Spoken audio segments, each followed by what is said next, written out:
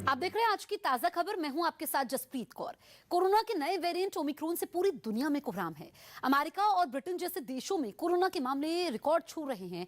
हर गुजरते दिन के साथ हालात बिगड़ते चले जा रहे हैं। भारत में भी ओमिक्रॉन की रफ्तार तेज हो गई है। आलम यह है कि कोरोना का ये नया वेरिएंट ओमिक्रॉन देश के 17 राज्यों में पहुंच चुका है और अब तक देश में इसके मरीजों की संख्या 350 के पार पहुंच चुकी है। ओमिक्रॉन से सबसे ज्यादा प्रभावित राज्य महाराष्ट्र है, जहां अब तक 108 मामले सामने आ चुके हैं। लेकिन चिंता की बात यह है कि क्रिसमस और नए साल पर होने वाले जश्न की वजह से यह वायरस और फैल सकता है, जिसे देखते हुए कई राज्यों में नाइट कर्फ्यू और दूसरी पाबंदियों का दौर भी शुरू हो चुका है। इसी से जुड़ी 5 तस्वीरें आपके सामने हैं।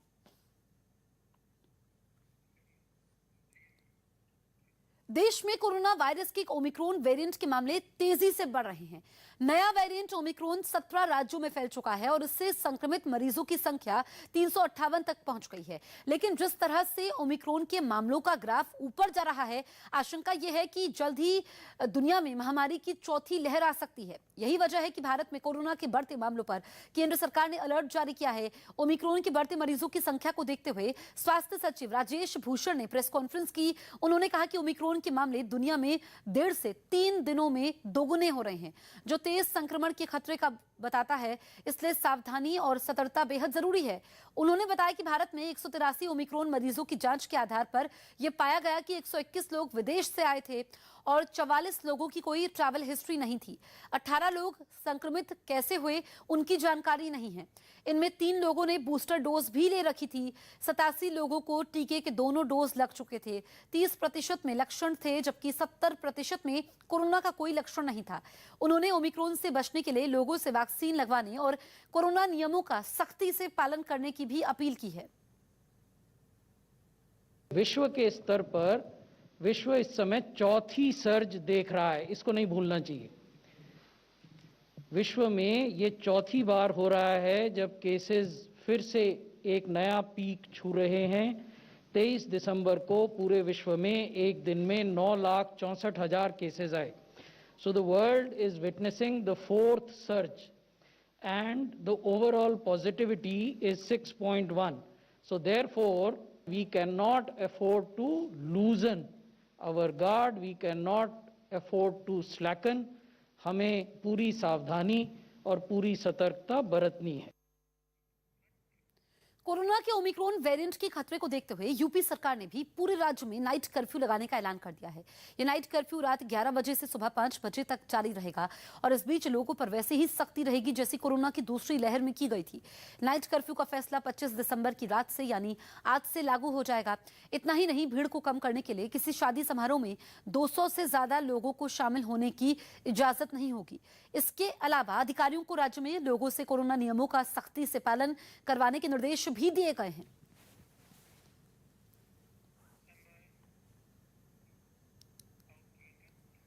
देश की राजधानी दिल्ली में कोरोना मामलों में लगातार इजाफा हो रहा है। पिछले 24 घंटे में दिल्ली में 180 कोरोना केस सामने आए और अच्छी बात यह रही कि इस बीमारी से एक भी मरीज की मौत नहीं हुई। राज्य में एक्टिव मरीजों की कुल संख्या अब 782 हो गई है, जो बीते 5.5 महीने में सबसे ज्यादा है। वहीं दिल्ली सरकार ने सरोजनी नगर मार्केट में उमड़ती भीड़ को देखते हुए 25 और 26 दिसंबर को ऑड इवन के तहत बाजार को संचालित करने का आदेश दिया है, ताकि किसी भी सूरत में कोरोना को फैलने से रोका जा सके। इसके अलावा दिल्ली के उपराज्यपाल अनिल बैजल ने दिल्ली पुलिस कमिश्नर और मंडल आयुक्त को कोरोना नियमों का सख्ती से पालन करवाने के निर्देश दिए हैं। इन सबके बीच महरौली इलाके में पुलिस ने एक क्लब को सील कर दिया। वो इसलिए क्योंकि क्लब में डीडीएमए की तरफ से जारी की गई गाइडलाइंस की धज्जियां उड़ाई गई। दिल्ली में लगातार बढ़ते ओमिक्रॉन के बढ़ते मामले को देखते हुए 2 दिन पहले डीडीएमए ने नए दिशा निर्देश जारी किए थे, जिसमें सिनेमा हॉल, रेस्टोरेंट में क्षमता घटाकर 50% कर दी गई थी। इन जगहों पर किसी भी तरह के सामूहिक सेलिब्रेशन पर भी रोक लगी थी।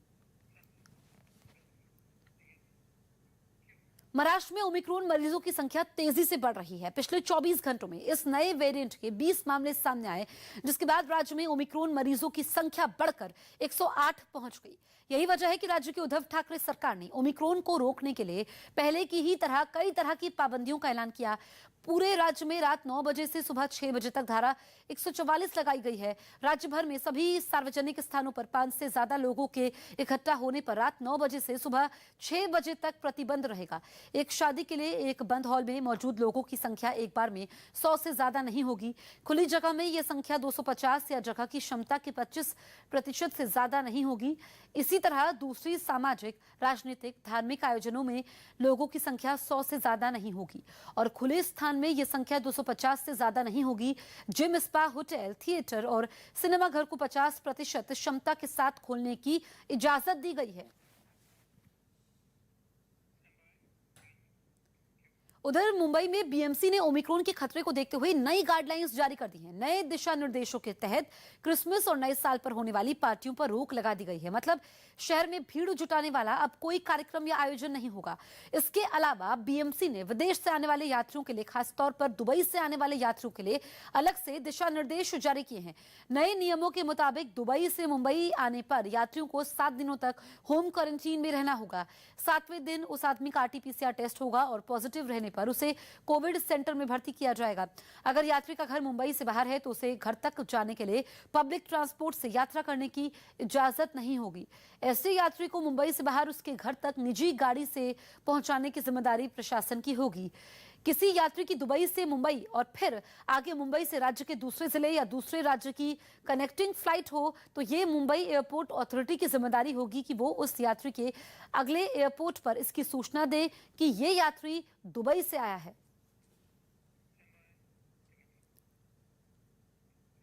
हरियाणा सरकार ने भी ओमिक्रॉन के बढ़ते खतरे की वजह से महामारी अलर्ट सुरक्षित हरियाणा की अवधि 25 दिसंबर से 5 जनवरी 2022 तक के लिए बढ़ा दी है।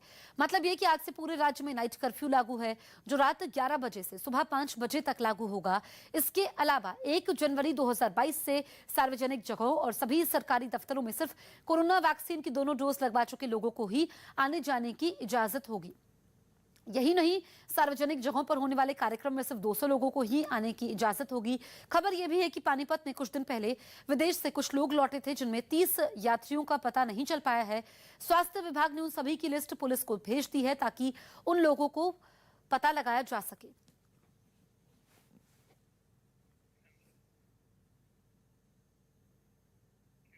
गुजरात में भी ओमिक्रॉन के मरीज तेजी से सामने आ रहे हैं।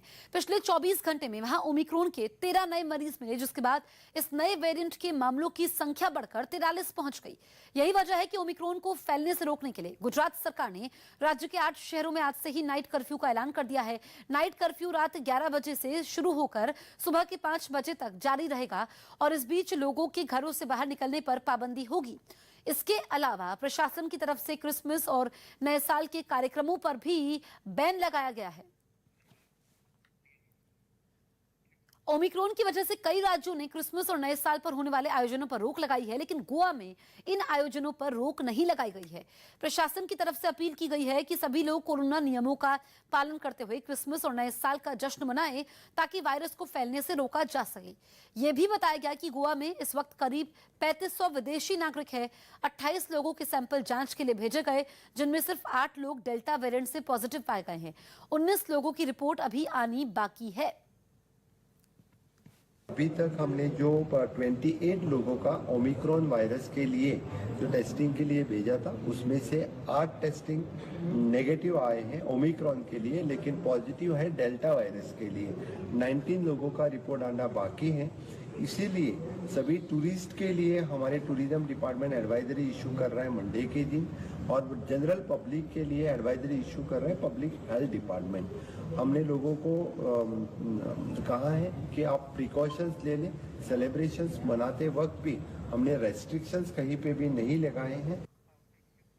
कोरोना के नए वेरिएंट ओमिक्रॉन के मामले तेजी से बढ़ रहे हैं, लेकिन इसके बाद भी लोग कोरोना नियमों का पालन करने के लिए तैयार नहीं हैं। यूपी के मेरठ के लालकुर्ती बाजार से आई इन तस्वीरों ने तो प्रशासन की चिंता बढ़ा दी है।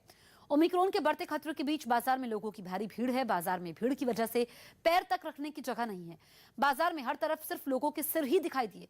लोग कोरोना से बेपरवाह होकर खरीदारी में मशगूल दिखाई दिए। हैरानी की बात यह थी कि वहां मौजूद ज्यादातर लोग बिना मास्क के बाजार में घूमते दिखाई दिए, जबकि कुछ लोग सिर्फ दिखावे के लिए मास्क लगाए नजर आए। बाजार में सोशल डिस्टेंसिंग की तो बात ही छोड़ दीजिए।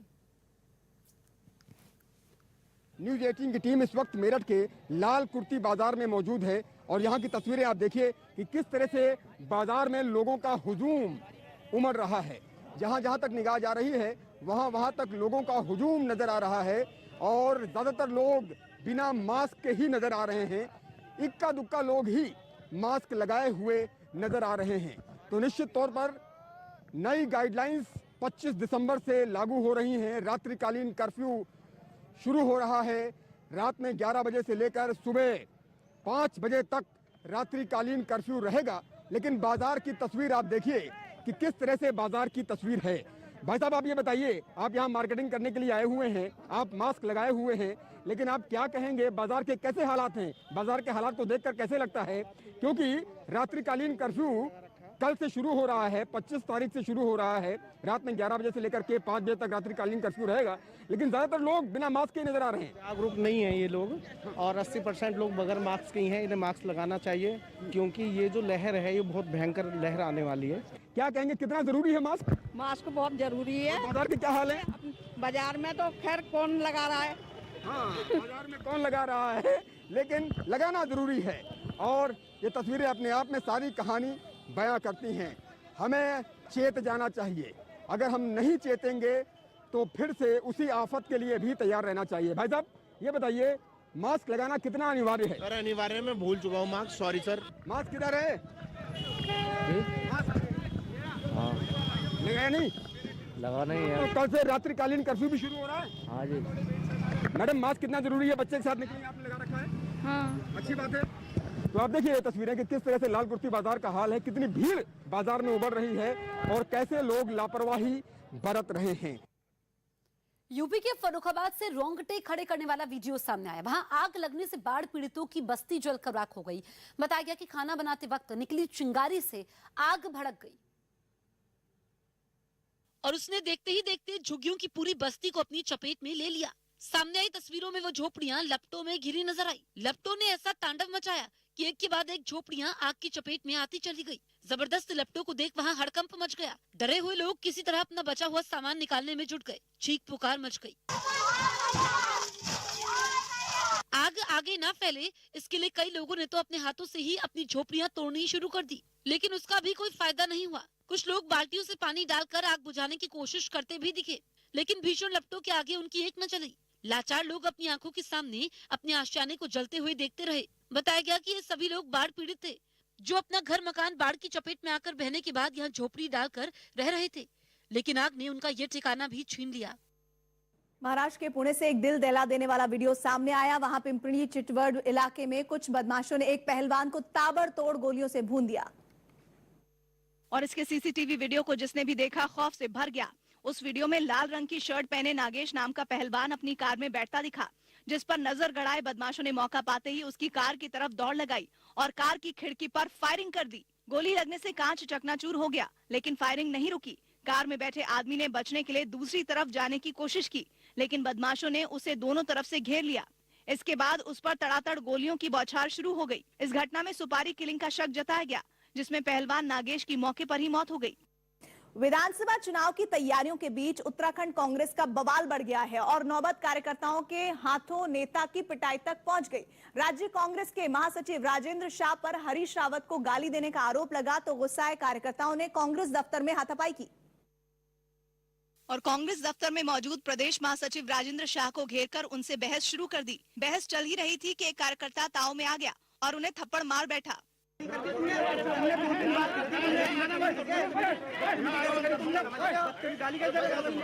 नौबत मारपीट तक आई तो मौके पर मौजूद कई कार्यकर्ता बीच बचाव के लिए आ गए। अचानक हुई इस घटना से राजेंद्र शाह हैरान रह गए और उन्होंने पार्टी के कार्यकर्ताओं को गुंडा कह दिया। कार्यकर्ताओं ने इस पर भी ऐतराज जताया तो उनके सुर बदल गए। एक प्रदेश के महामंत्री पर कांग्रेस मुख्यालय के अंदर आकर इस तरह से अगर गुंडाई की जाएगी तो क्या इसका हसर, क्या संदेश जाएगा। राजेंद्र शाह ने दावा किया कि उन्होंने कभी हरीश रावत को अपशब्द नहीं कहे। इस पूरी घटना के दौरान वहां मौजूद कई कार्यकर्ता मीडिया के कैमरे बंद कराने की कोशिश करने लगे। बाद में कांग्रेस के नेताओं ने हाथापाई की घटना को गलत बताया। जबकि यह घटना तब हुई जब उत्तराखंड संकट के मुद्दे पर दिल्ली में बड़ी बैठक हो रही थी और जिसके बाद ये बताया जा रहा है कि हरीश रावत की नाराजगी दूर हो गई। दिल्ली में राहुल गांधी के साथ करीब 2 घंटे तक बैठक हुई, जिसमें हरीश रावत के अलावा पार्टी के प्रभारी देवेंद्र यादव, प्रदेश अध्यक्ष गणेश गोदियाल और विधायक दल के नेता प्रीतम सिंह समेत कई नेता शामिल हुए, जिसमें इस बात पर सहमति बनी कि राज्य में विधानसभा चुनाव हरीश रावत के नेतृत्व में लड़ा जाएगा। हालांकि चुनाव जीतने पर मुख्यमंत्री का फैसला जीतते हुए विधायक करेंगे। हरीश रावत की नाराजगी प्रभारी देवेंद्र यादव, संगठन से सहयोग नहीं मिलने और प्रीतम सिंह खेमे से थी, जिसके बाद उन्होंने ट्वीट कर राजनीति से संन्यास तक के संकेत दे दिए थे। लिहाजा चुनाव से पहले इस घमासान को थामने के लिए पार्टी आला कमान को बैठक बुलानी पड़ी। सूत्रों के मुताबिक राहुल गांधी ने प्रभारी देवेंद्र यादव को भी बैठक में फटकार लगाई। हमारी जिंदगी केवल इतना है कि कदम कदम बढ़ाए जा, कांग्रेस की गीत गाए जा। अमेरिका और इजरायल से जारी तनाव के बीच ईरान ने एक बार फिर ताबड़तोड़ मिसाइलें दागकर अपना दम दिखाया।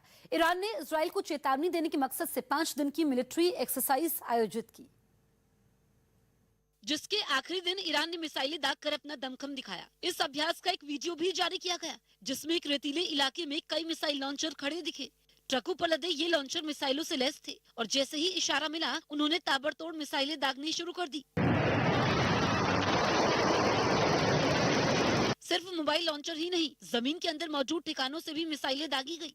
तस्वीरों में एक के बाद एक कई मिसाइलें धरती का सीना फाड़कर आसमान की तरफ बढ़ती नजर आई। बताया गया कि यह अभ्यास फारस की खाड़ी के बेहद करीब 3 अलग-अलग जगहों पर किया गया, जिसमें दुश्मनों खासकर इजराइल पर पलटवार की तैयारियां परखी गई।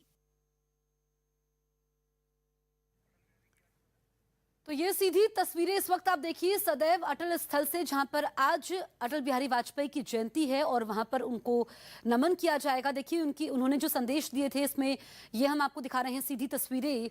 हमें चाहिए शांति, जिंदगी हमको प्यारी, हमें चाहिए शांति, सृजन की है तैयारी। भले ही अटल बिहारी वाजपेयी हमारे बीच में नहीं हैं, लेकिन जो उन्होंने अपना सफर तय किया था अपनी कविताओं के जरिए, अपनी रचनाओं के जरिए, अपने भाषणों के जरिए, वो सदैव के लिए जीवंत हो गए। आज तमाम लोग वहां पर मौजूद हैं सदैव अटल स्थल पर, और ये सीधी तस्वीरें इस वक्त हम आपको दिखा रहे हैं, जहां पर आप देखिए कि आज उनके जन्मदिवस को सुशासन दिवस के तौर पर मनाया जाता है। पूरे देश में अलग अलग कार्यक्रम आयोजित किए जाते हैं, क्योंकि उन्होंने भारतीय राजनीति को एक नई दिशा दी।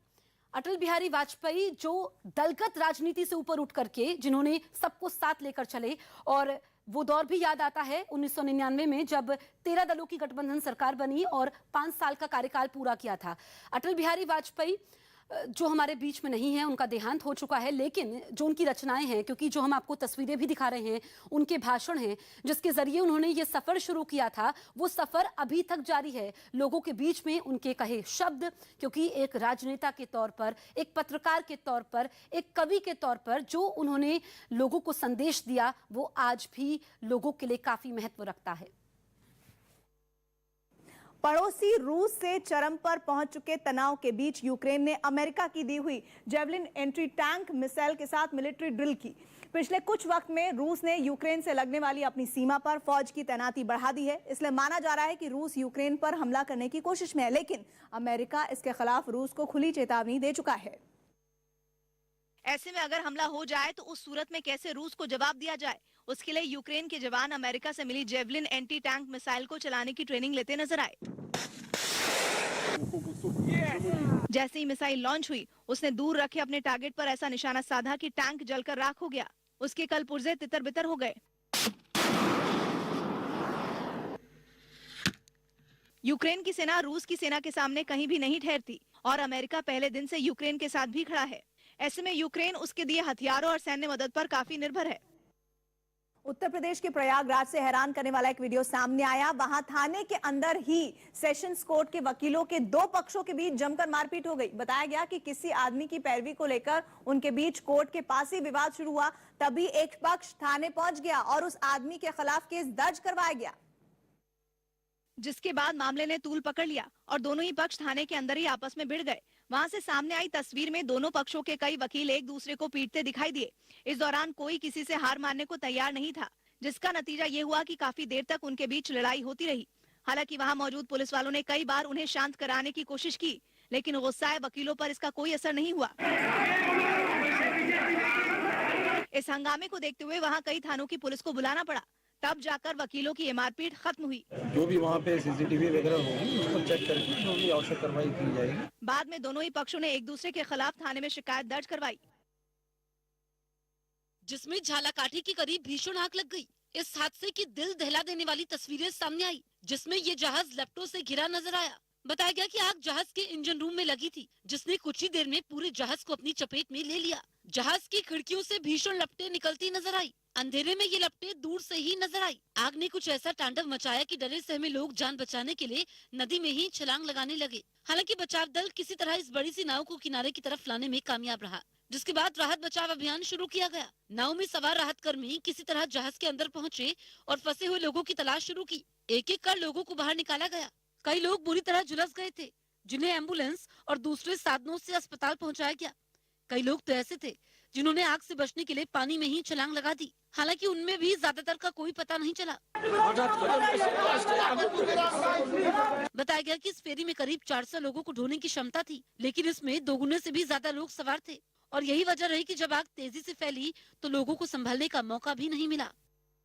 छत्तीसगढ़ नगरीय निकाय चुनाव में मतगणना के दौरान कांग्रेस के पक्ष में धांधली का आरोप लगाकर बीजेपी कार्यकर्ताओं ने जमकर हंगामा किया। राजनांदगांव के खैरागढ़ नगर पालिका परिषद में वार्ड नंबर 4 के वोटों की गिनती के दौरान बीजेपी और कांग्रेस को बराबर वोट मिलने के दावे के बाद दोबारा गिनती की गई, जिसमें कांग्रेस के उम्मीदवार को विजेता घोषित कर दिया गया।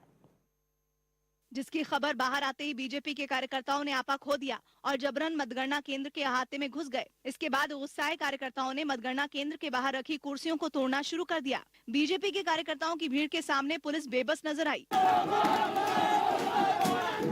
इस दौरान बीजेपी कार्यकर्ता बघेल सरकार और प्रशासन के खिलाफ नारेबाजी भी करते रहे। बीजेपी ने आरोप लगाया कि खैरागढ़ नगर पालिका परिषद के 20 वार्ड में 10 में उनकी और 9 में कांग्रेस की जीत हुई, तो वार्ड नंबर 4 में धांधली के जरिए प्रशासन ने कांग्रेस को जीत दिला दी। भारतीय जनता पार्टी के वोट को कांग्रेस में डालकर वार्ड नंबर 4 के प्रत्याशी को जिताया गया है। बीजेपी ने वार्ड नंबर 4 में दोबारा वोटों की गिनती कराने की मांग की और ऐसा नहीं होने पर धरना देने की धमकी दी। मलेशिया में आई बाढ़ ने लोगों की जिंदगी तबाह कर दी। वहां शाह आलम इलाके से आई तस्वीरें देखकर ऐसा लगा मानो वहां शहर के बीच कोई बांध फूट पड़ा हो, जो सब कुछ डुबा देने के लिए बेताब दिखा। सड़कों पर घुटनों तक पानी और उसमें तैरता सामान उस जगह की हालत बताने के लिए काफी था। पूरे शहर में नाव चलती नजर आई, जिनसे लोग सुरक्षित जगहों की तरफ जाते दिखाई दिए। घरों की पहली मंजिल तक पहुंचते बरसाती पानी ने लोगों की मुश्किलें बढ़ा दी, जिसके बाद उससे निपटने की तैयारी भी तेज कर दी गई। बढ़ते हैं आगे। कोरोना के ओमिक्रॉन वेरिएंट की दहशत के बीच वेटिकन सिटी में ईसाइयों के सबसे बड़े धर्मगुरु पोप फ्रांसिस ने क्रिसमस मनाया। हालांकि पिछली बार वहां कोरोना की वजह से कड़ी पाबंदियां लागू थी और लोगों को बाहर निकलने की भी इजाजत नहीं थी, लेकिन इस बार वेटिकन सिटी के खूबसूरत सेंट पीटर्स चर्च में करीब 2000 लोग इकट्ठा हुए। पोप फ्रांसिस भी अपने साथी पादरियों और सहयोगियों के साथ चर्च पहुंचे और ईसा मसीह की बड़ी सी मूर्ति के पास पहुंचे। वहां पहुंचकर उन्होंने रीति रिवाज पूरे किए। पहले उन्होंने बाल रूप में दिखने वाले ईसा मसीह की प्रतिमा पर ढका कपड़ा हटाया और मूर्ति को लेकर गौशाला की तरह बनाई गई झांकी के पास पहुंचे, उन्हें वहां रख दिया। मान्यता है कि ईसा मसीह का जन्म भी गौशाला में गायों के बीच हुआ था। इस परंपरा को भी उसी तरह निभाया गया। इस बीच उन्होंने लोगों को संबोधित किया, उन्हें आशीर्वाद दिया। तो सीधी तस्वीरें इस वक्त हम आपको दिखा रहे हैं। प्रधानमंत्री नरेंद्र मोदी का काफिला पहुंचा है सदैव अटल स्थल में, जहां पर अटल बिहारी वाजपेयी को वो श्रद्धांजलि देंगे। आज उनका जन्मदिन है, जयंती है। भले ही अटल बिहारी वाजपेयी हमारे बीच में नहीं है और हम ये पहली तस्वीर में आप देखिए अमित शाह को दिखा रहे हैं। तमाम बीजेपी के नेता इस वक्त मौजूद हैं जहां पर अटल बिहारी वाजपेयी को श्रद्धांजलि दी जाएगी, क्योंकि बीजेपी को इस मुकाम तक पहुंचाने में जो आज बीजेपी देश में शासन कर रही है, केंद्र में है, कई राज्यों में बीजेपी की सरकार है, उसका श्रेय जाता है अटल बिहारी वाजपेयी को। और ये पीएम मोदी का काफिला है, वो पहुंचे हैं, उनको श्रद्धांजलि अर्पित करेंगे। उन्हीं का इंतजार यहां पर हो रहा है। और हम देखते हैं कि 25 दिसंबर के दिन पीएम मोदी, वैसे जब अटल बिहारी वाजपेयी का देहांत हुआ था तब भी पीएम मोदी ने उनको याद किया था और कई ऐसे मौके आए जब पीएम मोदी ने अटल बिहारी वाजपेयी का जिक्र किया। वो उनको याद करना नहीं भूलते हैं और आज यही वजह है कि जो उनकी कही बातें थी, क्योंकि सरलता उनके जीवन में हमेशा रही, एक अलग छाप उन्होंने छोड़ी और वो एक राजनीति में एक ऐसी शख्सियत के तौर पर उनको आज जाना जाता है जिन्होंने अपने विरोधी भी उनके कायल हुआ करते थे। और जब उनकी आलोचना होती थी तो वो उसको भी स्वीकार करते थे। बहुत कुछ सीखने के लिए है उनके जीवन से। ये सदैव अटल स्मारक है जो उनकी याद में बनाई गई है। पीछे जो आप देखेंगे उनकी कविताएं लिखी गई हैं, क्योंकि वो तो जीवंत हैं अपनी कविताओं के जरिए, अपने कहे शब्दों के जरिए, अपने भाषणों के जरिए। और जो उनका सफर शुरू हुआ था वो सफर अभी तक जारी है। तमाम लोगों की मौजूदगी, बीजेपी के कार्यकर्ता मौजूद हैं, बीजेपी के तमाम बड़े नेता इस वक्त मौजूद हैं। अमिताभ सिन्हा मेरे सहयोगी इस वक्त फोन लाइन पर मौजूद है। अमिताभ, भले ही अटल बिहारी वाजपेयी हमारे बीच में नहीं है, लेकिन अपनी कविताओं के जरिए, अपने संदेशों के जरिए, अपनी रचनाओं के जरिए वो हमेशा के लिए जीवंत हो गए। देखिए, हार नहीं मानूंगा, रार नहीं ठानूंगा, काल की कपाल पर लिखता मिटाता हूँ, गीत नया गाता हूँ।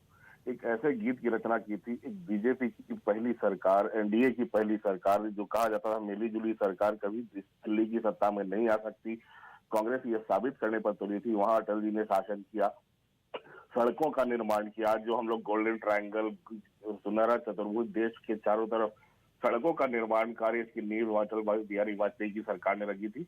इसलिए प्रधानमंत्री मोदी ने उनके जन्मदिन को सुशासन दिवस के रूप में मनाने का ऐलान किया था, और गुड गवर्नेंस डे सुशासन दिवस के रूप में हर साल तो बीजेपी सरकार इसको मना रही है। और उस कड़ी में हर वर्ष उनको श्रद्धांजलि देने, उनकी जन्मदिन को सेलिब्रेट करने बीजेपी के तमाम नेता, आला नेता, पूरी पार्टी, संगठन और मंत्री वहां पहुंचते हैं।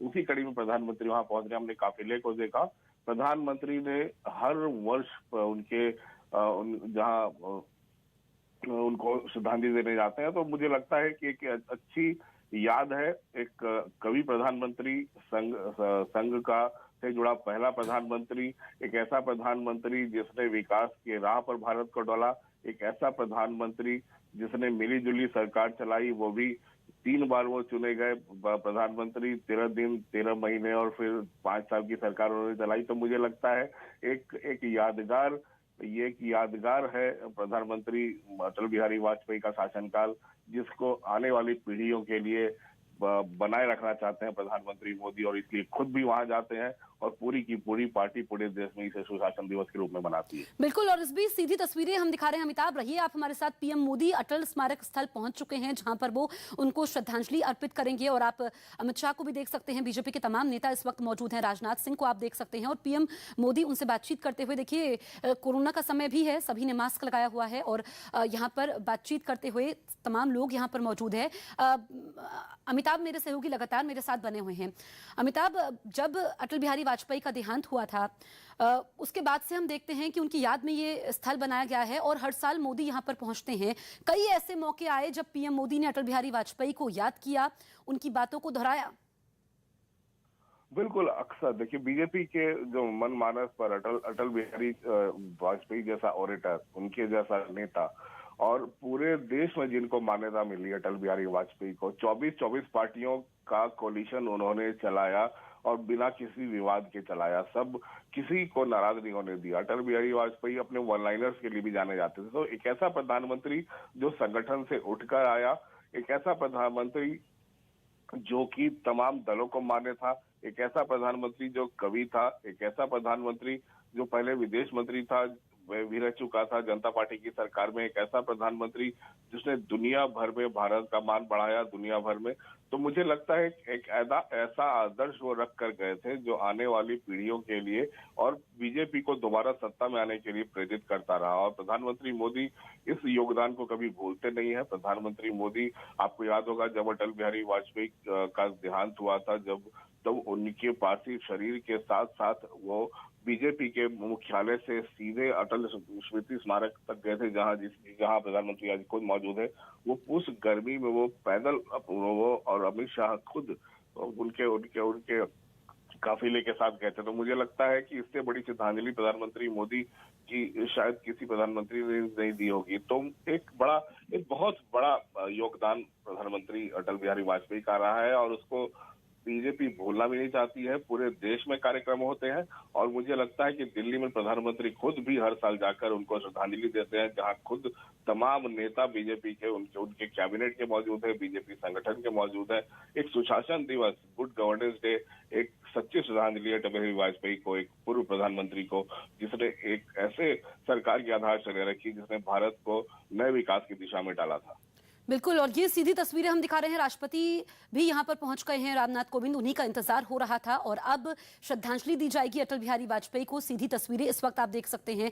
आज अटल बिहारी वाजपेयी की जयंती है। मध्य प्रदेश में वो जन्मे थे और वो 1984 में जब बीजेपी का सफर शुरू हुआ, 2 सीटों से लेकर के आज तक का सफर बीजेपी आगे बढ़ती चली गई। और देखिए इस वक्त पीएम मोदी अपने साथियों के साथ मौजूद हैं और उनको श्रद्धा सुमन अर्पित करेंगे। अमिताभ, क्योंकि अटल बिहारी वाजपेयी को एक ऐसी शख्सियत के तौर पर जाना जाता है जो दलगत राजनीति से ऊपर उठकर समृद्ध और सुदृढ़ भारत के लिए उन्होंने कार्य किया, राष्ट्र की अखंडता, एकता के लिए काम किया।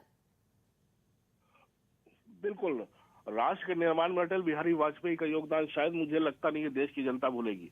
और हमें याद है पहले 13 दिन की सरकार बनी थी, फिर उनकी सरकार बहुमत साबित नहीं कर पाई, फिर 13 महीने की सरकार बनी, फिर कारगिल का युद्ध हुआ और कारगिल के युद्ध में जो भारत की सेना ने प्रदर्शन किया और अटल बिहारी वाजपेयी ने खुद आगे बढ़कर सेना का मनोबल बढ़ाया। मुझे लगता है कारगिल की लड़ाई के बाद 5 साल के लिए अटल बिहारी वाजपेयी की सरकार रही, एक के बाद एक देश भर में बीजेपी ने चुनाव जीते और एक ऐसा प्रधानमंत्री जो जनमानस में छाया हुआ था, जो लोकप्रिय नेता था, जो संघ के प्रचारक के तौर पर देश भर में काम करने के बाद आगे बढ़कर इस स्थिति में पहुंचा था। तो एक बीजेपी और पूरे संघ परिवार के लिए ये एक गर्व की बात थी कि उनका अपने कैडर का आदमी प्रधानमंत्री बना है। इससे ज्यादा बीजेपी संघ के लिए जब की बात हो नहीं सकती थी और उन्होंने उस काम को आगे बढ़ाया बिना जिसे अगर सड़क का निर्माण अगर आप देखें तो विदेशी यात्रा में देखें, कारगिल की लड़ाई को देखें और सुशासन गवर्नेंस को देखें, तो मुझे लगता है एक ऐसी मिसाल पर अटल बिहारी वाजपेयी कायम करके गए हैं, सबको साथ लेकर चलने की, एक मिलीजुली सरकार को आगे बढ़ाने की, जो आज बीजेपी और मोदी की सरकार, प्रधानमंत्री मोदी की सरकार बात करती है कांग्रेस मुक्त भारत, तो उस कड़ी को आगे बढ़ाने का काम प्रधानमंत्री अटल बिहारी वाजपेयी ने किया था तब के।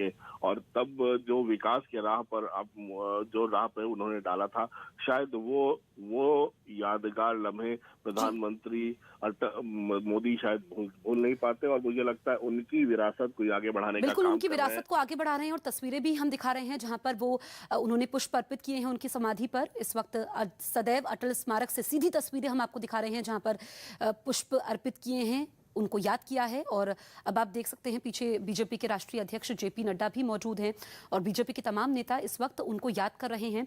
अमिताभ, क्योंकि ऐसे बहुत कम लोग होते हैं राजनीति में जो विरोधियों की भी प्रशंसा करें और राष्ट्रहित में अपनी आलोचना को भी स्वीकार कर लें।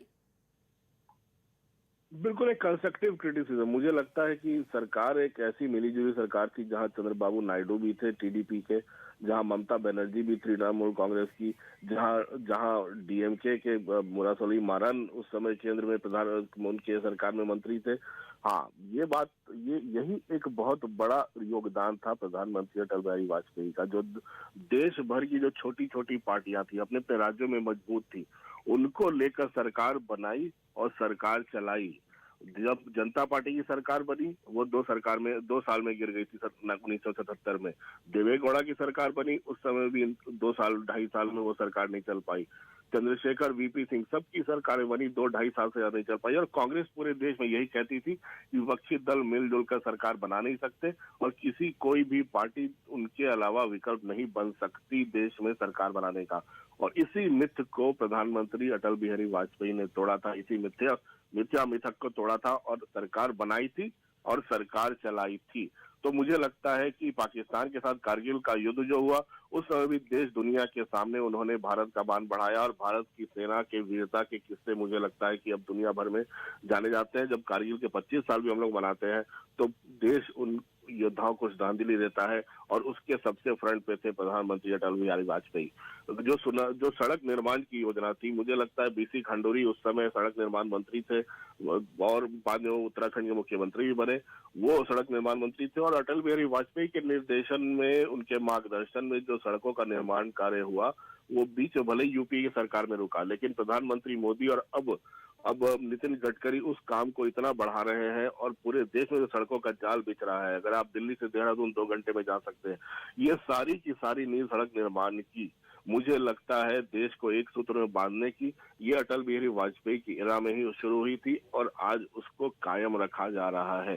तो मुझे लगता है कि देश के लिबरलाइजेशन की, देश के इकोनॉमी के ग्लोबलाइजेशन की शुरुआत जो नरसिम्हा राव ने की थी वो अटल बिहारी वाजपेयी ने बढ़ाई और अब प्रधानमंत्री मोदी इसको दुनिया में जो भारत का मान बढ़ा रहे हैं उसकी नींव मुझे लगता है प्रधानमंत्री अटल बिहारी वाजपेयी ने रखी थी। और शायद यही कारण है कि आज उनकी याद को जिंदा रखने के लिए सुशासन दिवस के रूप में न सिर्फ मनाती है बीजेपी बल्कि पूरा का पूरा संगठन जिसमें प्रधानमंत्री मोदी खुद शामिल है वो अटल स्मृति स्मारक पर जाकर उनको श्रद्धांजलि देता है।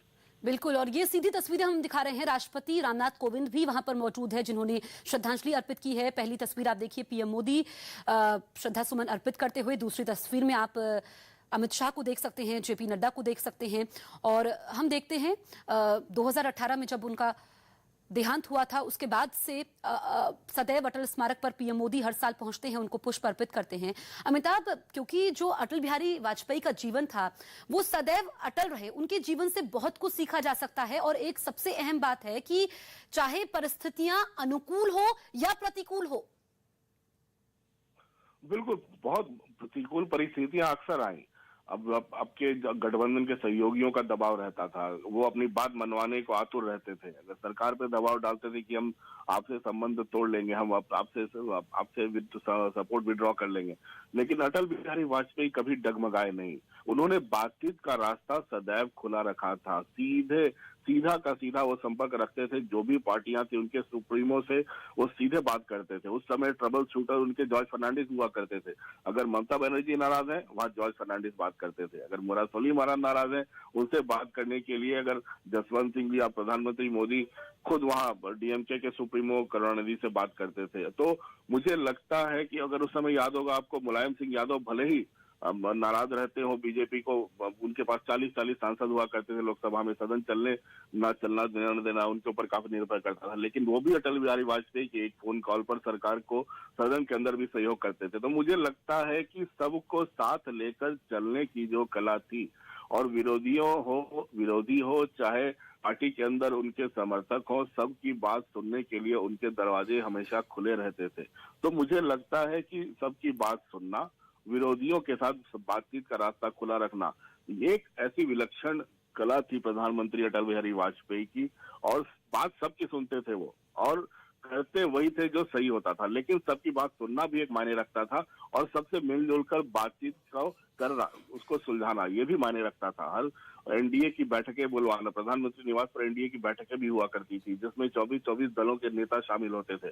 भले ही वो अलग अलग सुर अलापते हो, लेकिन प्रधानमंत्री अटल बिहारी वाजपेयी से बैठक के बाद शायद पूरे के पूरे एनडीए का राग एक हो जाता था। वो रास्ता जो दिखाया उन्होंने वो अभी भी कायम है। तो मुझे लगता है एक सच्ची श्रद्धांजलि अटल बिहारी वाजपेयी को एक राजनेता के रूप में, एक ऐसा राजनेता जो प्रधानमंत्री पद पर पहुंचा, एक ऐसा राजनेता जो संघ के कैडर का प्रचारक होते हुए पूरे देश में घूमा, एक ऐसा नेता जो कवि भी था, जिसकी कविताएं आज भी लोग गुनगुनाते हैं, जिसमें कई किताबें पुस्तकें छप चुकी हैं, एक ऐसा नेता जिसकी विरासत शायद संघ भी याद रखता है और पूरा का पूरी सरकार भी। बिल्कुल, तो ये तस्वीरें आप देखिए सदैव अटल स्मारक से सीधी तस्वीरें, और पहली तस्वीर अब से कुछ देर पहले की जब पीएम मोदी ने पुष्प अर्पित किए, और दूसरी तस्वीर में आप देखिए ये यहाँ पर खास आयोजन होता है हर साल 25 दिसंबर। एक तो क्रिसमस का दिन है, दूसरा आज अटल बिहारी वाजपेयी की जयंती है। अमिताभ, जो सफर उन्होंने शुरू किया था अटल बिहारी वाजपेयी ने अपनी रचनाओं के जरिए, अपने शब्दों के जरिए, वो निरंतर चलता रहा और आज भी जारी है। उनके भाषणों के जरिए, उनकी कविताओं के जरिए, उनकी बातों के जरिए वो हमेशा के लिए जीवंत है। देखिए, वो बड़े अविस्मरणीय थे 5-6 साल, क्योंकि पहली बार ऐसा हुआ था कि कांग्रेस सत्ता में नहीं थी, और पहली बार ऐसा हुआ था कि कांग्रेस लगातार सत्ता में नहीं थी और कांग्रेस में सोनिया गांधी को नेतृत्व संभालना पड़ा था। कांग्रेस के 2 फाड़ हो गए थे, शरद पवार भी अलग हो गए थे, संगमा और तारिक अनवर को साथ लेकर एनसीपी भी 98 में बनी थी। तो मुझे लगता है कि एक बड़ा घटनाक्रम था कांग्रेस का और टुकड़ों में बंटना। लेकिन सबसे बड़ी बात जो थी प्रधानमंत्री अटल बिहारी वाजपेयी की, एक कुशल राजनेता, एक कुशल वक्ता और एक कुशल कवि, ये तीन चीजें जो थी ना वो शायद बीजेपी के मानस पटल पर आज भी कायम। अगर आप आज भी बीजेपी मुख्यालय जाएं और वहां उनके जो पुस्तिका का केंद्र है, जहां उनके लेखन की सामग्रियां बिकती हैं, जहां वहां अगर अटल बिहारी वाजपेयी की कविताओं की किताबें आज भी आपको मिलेंगी, उनके कैसेट्स आज भी मिलेंगे, उनके पोस्टर्स भी आपको आज भी वहां मिल सकते हैं। तो अटल बिहारी वाजपेयी ने एक ऐसी मिसाल कायम की है, एक ऐसा उदाहरण छोड़कर गए हैं जो सबको अनुकरण करना ही पड़ता है बीजेपी में, और उनकी सरकार को भी। उनके सुशासन, तभी बीजेपी ने जब उनकी मृत्यु के बाद प्रधानमंत्री मोदी ने ऐलान किया था कि 25 दिसंबर को उनके जन्मदिन के मौके पर पूरा देश और पूरी सरकार जो बीजेपी की है वो सुशासन दिवस के रूप में मनाएगी, गुड गवर्नेंस डे। अगर प्रधानमंत्री अटल बिहारी वाजपेयी को गुड गवर्नेंस से जोड़ा जा रहा है तो उनके योगदान को शायद भूलना शायद आने वाली पीढ़ियों के लिए मुश्किल होगा। बिल्कुल। और देखिए, जब भी हम अमिताभ उनके बात करते हैं, उनकी भाषणों की बात जरूर करते हैं, और संसद में दिया उनका भाषण, सरकारें आएंगी जाएंगी, पार्टियां बनेंगी बिगड़ेंगी, मगर ये देश रहना चाहिए, ये आज भी जीवंत है कि देश के प्रति उनका लगाव, देश निर्माण की वो बात करते थे, राष्ट्र उनके लिए सर्वोपरि था और एक मंदिर के समान था। बिल्कुल, राष्ट्र एक मंदिर के समान था, और ऐसा और उस सदन के अंदर उनके भाषणों को सुनने के लिए शायद सारे लोग खामोश होकर बैठा भी करते थे। 13 दिन की सरकार बनी थी जब बीजेपी को सबसे ज्यादा सत्ता में आई थी 1996 में, लेकिन बहुमत साबित नहीं कर पाए। वहां एक यादगार भाषण दिया, इस्तीफा दे दिया, फिर दोबारा पार्टी जीत कराई 1998 में, 13 महीने की सरकार बनी थी। मुझे लगता है उस 13 महीने की सरकार में उन्होंने विकास के राह पर जो डाला और जनता के मानस पटल पर जो घुसे और कारगिल का युद्ध हुआ, मुझे लगता है उसने आने वाले दिनों में बीजेपी का जनाधार न सिर्फ बढ़ाया बल्कि प्रधानमंत्री की तब के प्रधानमंत्री अटल बिहारी वाजपेयी की लोकप्रियता भी बढ़ाई। एक ओरेटर के रूप में पूरे देश में वो जाने जाते थे। बिल्कुल, तो उनका सफर जो शुरू हुआ है वो आज तक जीवंत है। अमिताभ, शुक्रिया आपका। ये तस्वीरें भी हम आपको दिखा रहे हैं सदैव अटल स्मारक से, जहां पर पीएम मोदी ने अटल बिहारी वाजपेयी को श्रद्धांजलि दी है।